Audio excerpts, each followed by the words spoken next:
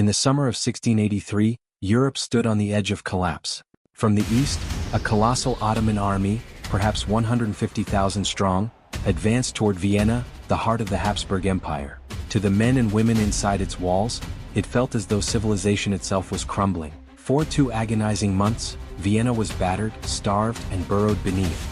Outnumbered 10-1, its defenders clung to survival with nothing left but desperation and faith.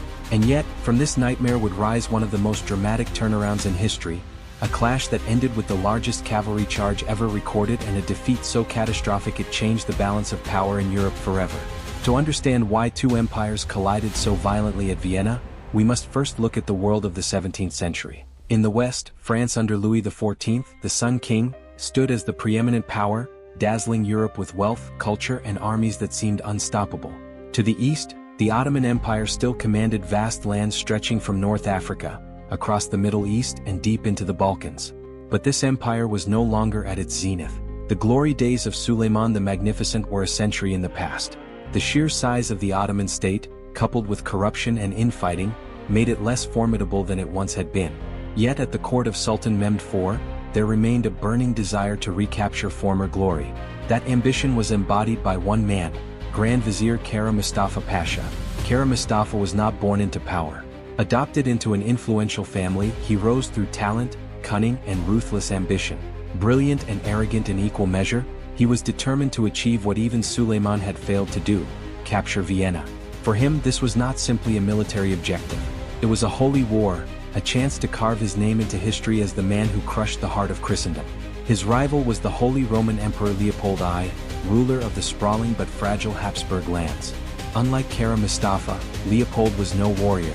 A pious, bookish man, known for his distinctive Habsburg jaw and indecisive nature, Leopold was ill-suited to face such a storm. To make matters worse, France's Louis XIV actively encouraged the Ottoman advance, hoping a Habsburg defeat would strengthen his own hand in Europe. The spark for war came from within Leopold's own realm. In royal Hungary, a Protestant noble, Imre Thököly, rebelled against Habsburg rule and appealed to the Ottomans for help. Kara Mustafa seized this as the perfect opportunity. Though Sultan Mehmed had initially ordered only minor campaigns, Kara Mustafa aimed much higher. Vienna was his true target. On March 31, 1683, a formal declaration of war reached Leopold's court. The very next day, the Ottoman juggernaut began to march. Alongside its disciplined janissaries and cavalry rode 40,000 Crimean Tatars, unleashed ahead to terrorize the land, torch villages, and enslave thousands. Their mission was to sow fear and clear the path for the main army. Panic spread across Austria, and Emperor Leopold knew his forces were too small to resist. His only hope lay in an alliance with Poland, sealed in the Treaty of Warsaw. If Vienna fell under siege, King John III Sobieski of Poland would march to its aid. By July, the Ottoman host was at the gates of Vienna. The Tatars had burned their way across the countryside, leaving ash and despair in their wake. On July 7th, Leopold himself fled the city, an act that appeared cowardly but was strategically necessary. If captured, the emperor would have been forced into surrender. Command of the city fell to Count Ernst Rudiger von Starhemberg, a grizzled veteran with unshakable resolve.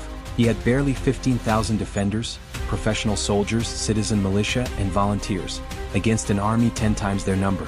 But surrender was never an option. When Kara Mustafa demanded submission, Starhemberg's reply was defiant: "Let him come. I will fight to the last drop of blood." The siege began on July 14th. A sea of Ottoman tents stretched across the horizon. Yet Kara Mustafa made his first grave mistake. Believing terror alone would break Vienna, and eager to preserve the city's treasures for himself, he delayed a full-scale assault. Worse still, he had left behind many of his heavy cannons to speed his march, relying only on lighter field guns that could not breach Vienna's mighty bastions. Instead, the Ottomans resorted to their mastery of siegecraft. They dug vast trenches and tunnels toward the walls, intending to pack them with gunpowder and blast open the defenses. What followed was a nightmare war beneath the earth. Viennese engineers countered with their own tunnels, guided by the sound of peas dancing on drums, which vibrated at the faintest digging. In the dark, cramped mines, desperate skirmishes raged with pistols, knives, and shovels. Above ground, conditions worsened. Vienna was cut off entirely. Food vanished, and citizens were reduced to eating dogs, cats, even rats. Disease swept through the population. Starhemberg, relentless in discipline, ordered that any soldier found asleep at his post be shot. Yet still the defenders held firm, repairing damage, manning the walls and enduring endless bombardment. Messages were smuggled out by spies like George Kalshitsky, fluent in Turkish and daring enough to slip through enemy lines disguised as an Ottoman. Each night, rockets fired from St. Stephen's Cathedral lit up the sky, a desperate call for help. By early September, Vienna was close to collapse. On the 4th, the Ottomans detonated a massive mine beneath the Berg bastion, tearing open the defenses. Wave after wave of soldiers surged forward, only to be hurled back by Starhemberg and his dwindling garrison. But with ammunition running low and only a few thousand fighters still capable of bearing arms, time had run out. Vienna could not last another week, and then at last salvation arrived. From the north, an army of deliverance was marching. King Jan III Sobieski of Poland, one of the finest commanders of the age, had honored his treaty. After rallying his forces and uniting them with German allies under Charles of Lorraine, Bavaria, and Saxony, a coalition known as the Holy League assembled. Numbering about 80,000 men, it was still outnumbered, but it carried with it the hopes of all Christendom. Sobieski, who had fought the Ottomans for much of his career, knew their methods better than any other leader. At council, German commanders urged caution, suggesting they cut Ottoman supply lines. Sobieski would not hear of it. Vienna had no time. Only a decisive battle could save it. He pushed for a direct assault, through the dense Vienna woods, a route Kara Mustafa had left dangerously exposed. Consumed by his siege, the Ottoman commander had neglected to guard the passes. On the night of September 11th, the Holy League army crossed the forests in a remarkable feat of logistics, emerging at dawn on the Kahlenberg Heights. Below them sprawled the vast Ottoman camp, glittering with tents, banners and riches. At the same moment, the final Ottoman assault on Vienna was beginning. As the sun rose, the defenders looked up to see Allied banners on the hills above. Salvation had come. A signal cannon fired. A holy mass was held. The battle for Vienna was about to begin. From dawn until late afternoon, brutal fighting swept across the foothills. The Ottomans, caught between attacking the city and defending their camp, fought on two fronts. Kara Mustafa hesitated, unwilling to withdraw his elite janissaries from the siege trenches, and his army grew stretched and demoralized. Slowly the Christian infantry pushed forward. Then, in the late afternoon, Sobieski saw his moment. He arrayed his cavalry, 18,000 horsemen, for the decisive blow. At their head rode 3,000 of Poland's legendary winged hussars, armored knights with great wings of eagle feathers arching from their backs, creating a terrifying sight and sound as they thundered forward. Sobieski himself led the charge, crying, "God is our protector." On the night of September 11th, the Holy League army crossed the forests in a remarkable feat of logistics, emerging at dawn on the Kahlenberg Heights. Below them sprawled the vast Ottoman camp, glittering with tents, banners and riches. At the same moment, the final Ottoman assault on Vienna was beginning. As the sun rose, the defenders looked up to see Allied banners on the hills above. Salvation had come. A signal cannon fired. A holy mass was held. The battle for Vienna was about to begin. From dawn until late afternoon, brutal fighting swept across the foothills. The Ottomans, caught between attacking the city and defending their camp, fought on two fronts.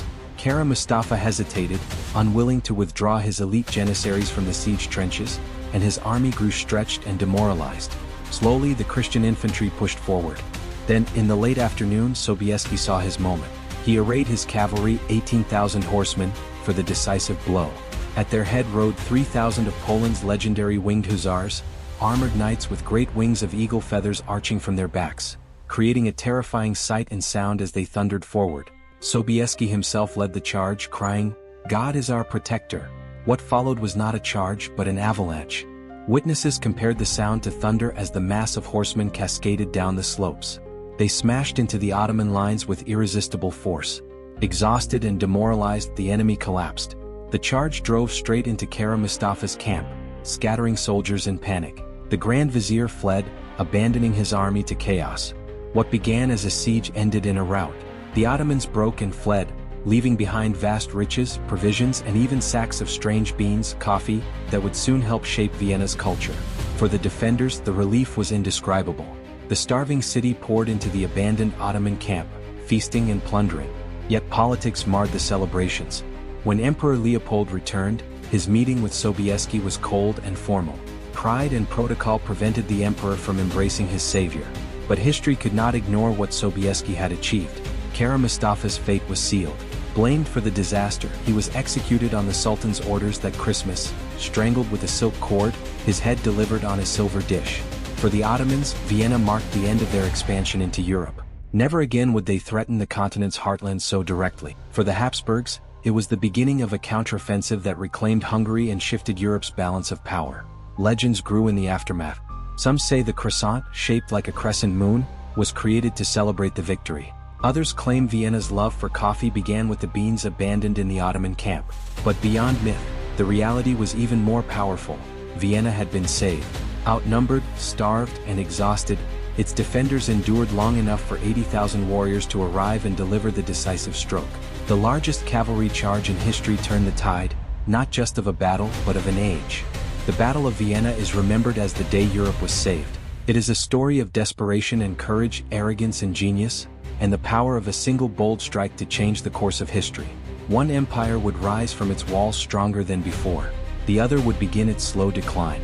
And on that September day in 1683, the fate of a continent was decided by 18,000 horsemen charging into legend.